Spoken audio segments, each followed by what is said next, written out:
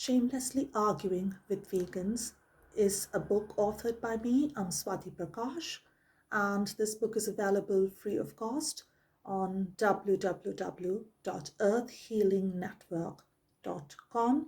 The idea is to present accurate responses for each of the 150 arguments that non-vegans present against veganism commonly on a day-to-day basis. And this could be therefore a useful tool for all vegans, for all activists who would like to raise awareness, raise consciousness of the planet. And not only that, you could also gift it free of cost to any friends who aren't vegan and whose mind is full of doubts, myths, and uncertainties. So I'll be taking the argument of the day in a few seconds.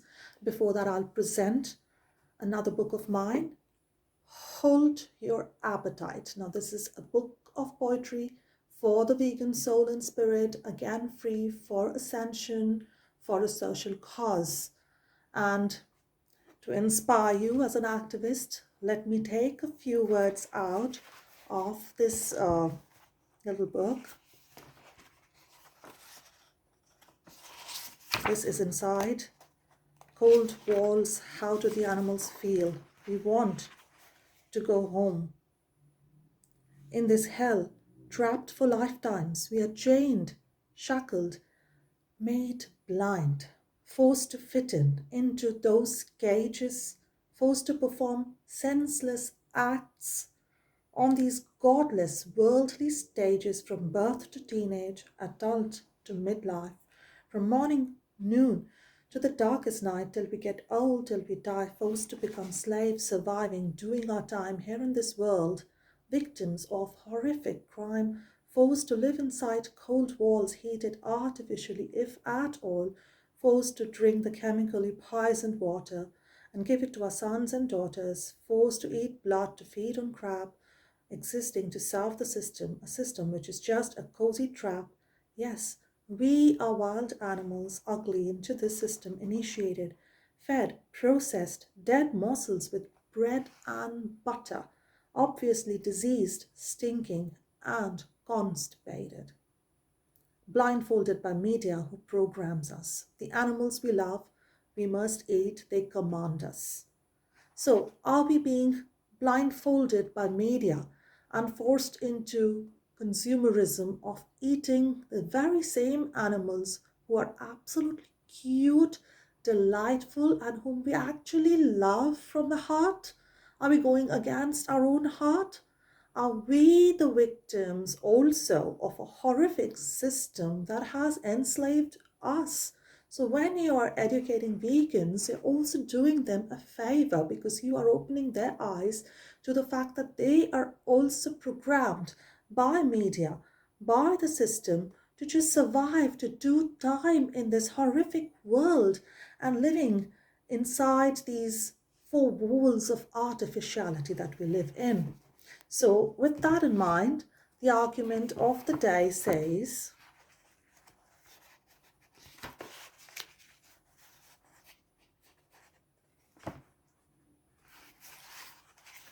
this is argument number 23. No one likes an agenda. No one likes agenda.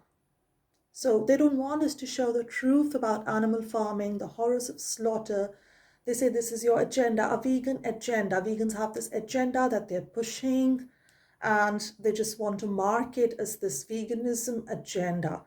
So they want only positive things to see. They don't want to see slaughterhouse videos, footage, whether on the roadside, in our activism, or on any social media posts, the one that's censored.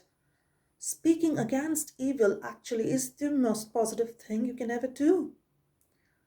If you are educating and telling people not to believe in lies, like this poetry said, you've got to educate people and tell them that they are also being blindfolded and fooled by the system.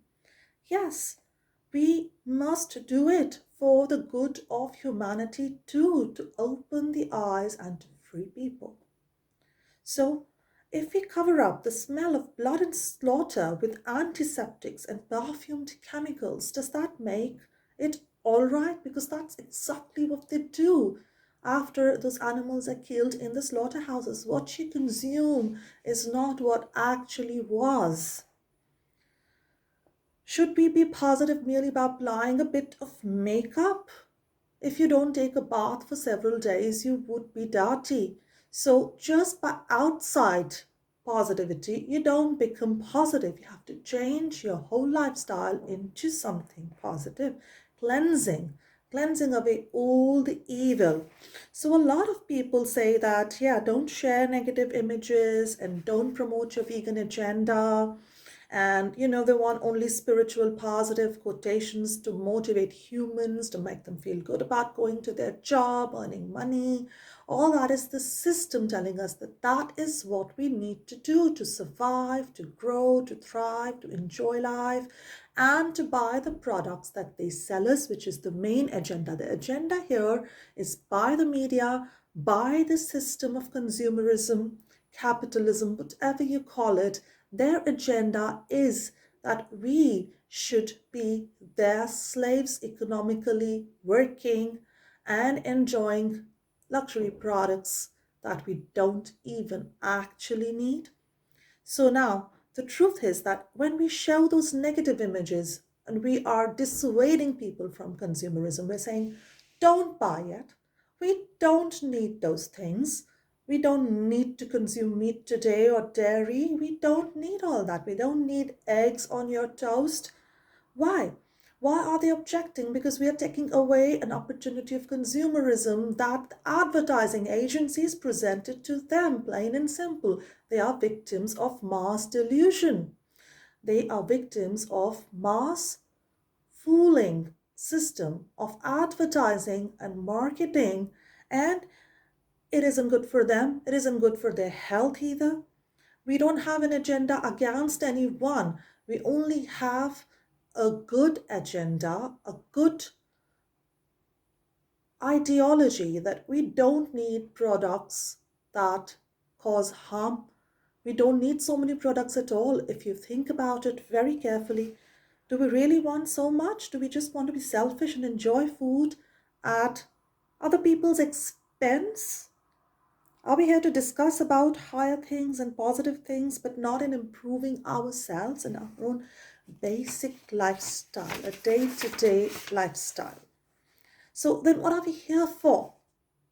Are we here just to be mere consumers, mere puppets, controlled by your media that will cover up the truth, that will have you fooled? Animal agriculture is causing pandemics, causing climate change, and causing your illnesses. And it is causing death and enslavery for those billions and billions of animals who are struggling to just stay alive for just a few more moments as knives are thrust into their throats. The system would want you to just be happy and feel nothing for others. The system wants you to just be a programmed robot who just loves to live the way they want you to live. They want you to be happy in this hell, blending into the status quo of human-centered reality, never rising up, never realizing the oneness of all there is, and never feeling the sorrow of another soul, of another species.